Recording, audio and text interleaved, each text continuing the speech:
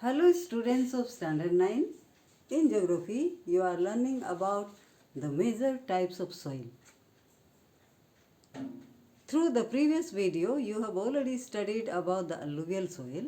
Today you are going to learn Chapter 3, Soil Resources, Part 3, in which you are going to learn about the black soil, red soil and laterite soil.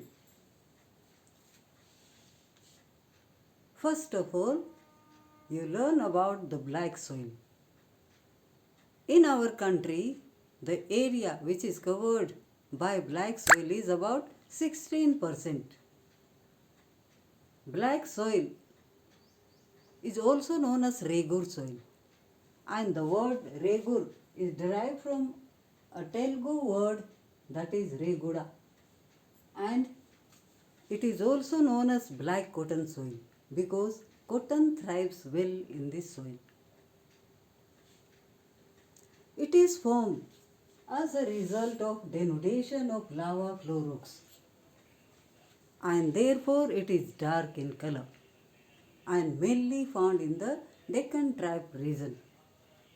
If you see the characteristics of black soil, it is black in color, dark in color because of the presence of iron content. It is in situ soil or residual soil because it has been formed where the parent rocks are found, and it is clay in nature. When it is dry, it forms cracks, and that facilitates aeration. Also, when it is wet, it is sticky and there is water logging problem. It is rich in iron, potash, magnesium and calcium, and deficient in nitrogen, phosphorus and humus. But it can retain moisture for long duration. No artificial irrigation is needed, and therefore black soil is very good and fertile for agriculture. And if you see the area, it is found largely in the Deccan Tribe region, central parts of Gujarat, Maharashtra, some parts of Madhya Pradesh, some parts of Odisha, Andhra Pradesh and Tamil Nadu and some parts of Karnataka. So these are the areas of black soil, and the crops which are grown in this region are wheat, cotton, sugarcane, some of the pulses and oilseeds and also millets. So do remember about the black soil. Next is the red soil. Red soil is red in color because of high content of iron oxide. This type of soil is covered in our country. The area is about 10%, and it has been formed due to the breaking of the crystalline, igneous and metamorphic rocks, and it has high content of iron oxide, so it is reddish in color. If you see the characteristics, it is also in situ soil or residual soil, and this is also rich in potash and iron, and it is friable, light in texture and porous, and it is deficient in nitrogen, phosphoric acid and humus, and therefore it is not very good and fertile. But and also it cannot retain moisture for long duration, and therefore agriculturally it is not very good. But by adding fertilizers and if there is irrigation facility, red soil is very good for agriculture, and it is also productive and suitable for farming. It is found mostly in the eastern part of our country, largely in the parts of Madhya Pradesh, Chhattisgarh, parts of Jharkhand, Odisha, Andhra Pradesh, Tamil Nadu, parts of Kerala and Karnataka. So all these areas of red soil. And in the northeast also this type of soil is found. If you see the crops which are grown,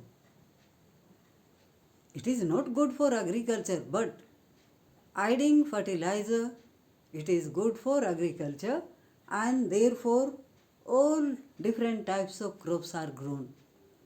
Rice, sugarcane, in some of the parts all the millets, and it is good for dry farming because the millets, which are the dry crops, do not need much moisture. So they are grown largely in this area, and those millets are ragi, jwar and bajra, and some of the oilseeds and pulses are also grown. The next is the laterite soil. The word laterite is derived from the Latin word later, means brick. It is formed under the condition of very hot summer followed by heavy rain, alternate condition of hot and wet period. It is also formed due to the leaching process, and therefore the top soil which is removed, the subsoil is exposed on the surface of the earth, and that is laterite soil. It is also dark in color because of the it is also reddish in color because of high content of iron oxide, and it is also coarse in nature and soft and friable. It is rich in iron, so it is red in color, and it is deficient in nitrogen and lime. It is not good for agriculture because it cannot retain moisture, and it is acidic in nature because of high content of acidity makes it unsuitable for agriculture. It is found in the areas, the high summits of the Western Ghat and Eastern Ghat, and in the northern hilly areas where there is very hot summer followed by very heavy rainfall, and therefore it is not very good for agriculture. But nowadays it is good, laterite soil is good for tea and coffee plantation, and also it is good for cashew nut and tapioca. So the laterite soil is also useful in the parts of hilly areas for the plantation of tea and coffee.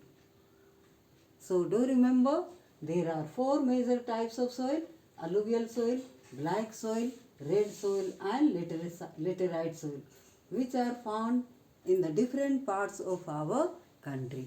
Thank you.